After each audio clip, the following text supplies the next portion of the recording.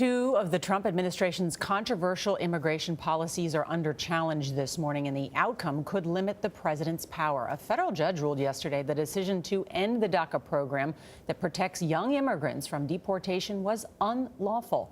And the Supreme Court holds arguments this morning on the president's travel ban.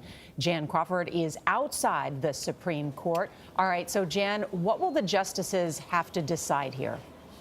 Well, Nora, they're looking actually at President Trump's third try at a travel ban, and this one is significantly more limited than the earlier ones. It targets only a handful of countries that the administration says don't have proper security screening in place for people who are coming to the U.S. And the Supreme Court actually let this ban take effect back in December, which I think is a sign that the justices may well rule for the administration in this case. But challengers say that the ban still discriminates against Muslims. It targets them because of their religion or their nationality, and they're using the president's own words, his tweets, his campaign promises, to try to make their case. And a decision in this issue is expected by the end of June. Nora? It'd be interesting to watch that. We mentioned that the Trump administration received that lowercase court, setback to end DACA. Explain what the judge said there.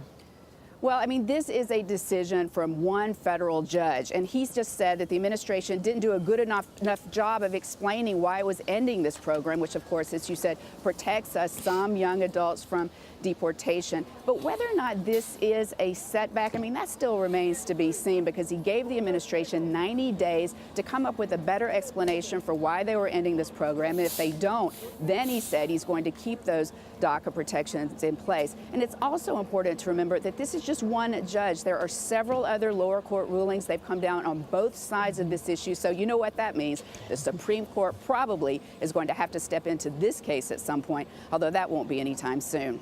And lucky us, Jan will be there to explain it all to us. Jan, thank you so much. Thanks. I was thinking that exact same thing. I know. No one makes it clearer than Jan Crawford. That's exactly what I was thinking.